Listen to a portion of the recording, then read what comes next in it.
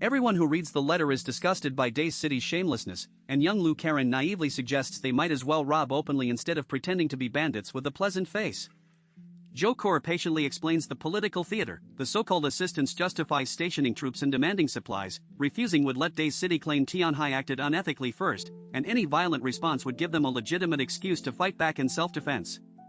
If they finish quickly, the Jiangnan region, already busy with the rogue incident in Linhai City, will be forced to turn a blind eye and acknowledge their administrative control over Tianhai City. Zhang Yi sums it up coldly: it is only an excuse, whoever wins is right, and by giving the newly established superpower alliance a face-saving way out, Jiangnan can only acquiesce. In plain terms, the letter is a demand for unconditional surrender in exchange for a little space and resources. Liang Yu's gaze is sharp as a knife, and everyone cries out to fight. Zhang Yi agrees they must fight, but reminds them that Dace City's three forces are likely no weaker than the previous major base organizations, and a direct refusal would make the enemy prepared, so the better strategy is to lull them into a false sense of security and pretend to agree. Yang Xinxin immediately grasps that her brother wants to trap them in a snare, and Zhang Yi approves, stressing victory with minimal losses. He orders Xiao Honglian, Xing Tian, and Shen Jingwan summoned, reasoning that the combined strength of the three factions must be used, and reveals he already has at least 3 battle plans in mind, with the current situation exactly what he wanted for setting a trap. When the three leaders arrive at Zhang Yi's shelter for the first time, they are envious of his magnificent house and heavenly living environment. Xiao Honglian senses the urgency and asks directly about Dace City, and Zhang Yi explains the ultimatum, leaving all three shocked and angry, knowing they lack the resources to contend. Shen Jingguan swallows hard and begs Zhang Yi not to abandon them, while Xiao Honglian, her face slightly flushed, quickly shifts to calling Zhang Yi boss and begging him to make the decision for them. Zhang Yi gives her a deep look, amused by how fast she changes her tune. He reveals only the first stage of his plan: lull the enemy into carelessness, pretend to compromise, and lure them to Tianhai City, with details to come later, and he deliberately withholds the full scheme because he cannot yet guarantee the loyalty of these newly submitted factions. The three leaders cling to his verbal promises like a lifeline, and Zhang Yi, understanding their desperation, makes an exception and grants them many assurances he never would have given in the past. The Dace City coalition leaders gather around their shared communication channel to read Zhang Yi's emailed response, which firmly rejects their ultimatum while threatening to involve the Jiangnan regional headquarters and offering resources as a goodwill gesture. Far from intimidated, Sun Jianming, Chen Liangyu, and Gu Hongdai erupt in mocking laughter, dismissing the message as the desperate posturing of a frightened man. Sun Jianming's contempt deepens, convinced that additional pressure will force immediate capitulation. In their group chat, the three debate strategy. Sun Jianming advocates swift military action, Chen Liangyu cautions that Zhang Yi's ability to hold Tianhai City suggests hidden strength, and Gu Hongdai proposes escalating psychological intimidation to extract surrender without combat. They agree to reopen negotiations with a final warning that their patience is limited. Unbeknownst to them, Yang Xinxin has already infiltrated their network infrastructure during this exchange, exploiting Dace City's comparative lack of technical talent to bypass their firewall effortlessly. She presents Zhang Yi with complete intelligence dossiers on all three factions, including cross-referenced assessments each group compiled on the others.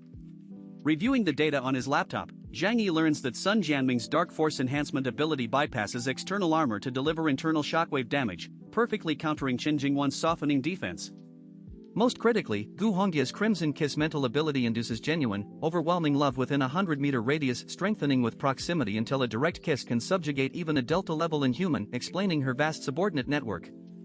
Zhang Yi notes her former profession as a technician with grim interest. Zhang Yi studies the hacked intelligence on the Dace City Coalition's 3 Delta-level leaders, noting Chen Liangyu's Jaguar ability grants near sonic speed and predatory instincts, while assessing that the invaders lack heavy artillery, reducing their threat by an estimated 20%. When the Coalition's final ultimatum arrives, a hypocritical declaration that they are already en route to assist Tianhai, Zhang Yi calmly crafts a deceptive reply, feigning weakness by offering territorial concessions while safeguarding his base, intending to bait the enemy into overconfidence. The ploy works. Sun Jianming, Gu Hongdai, and Chen Liangyu interpret the message as capitulation, debating only how best to carve up Tianhai's resources.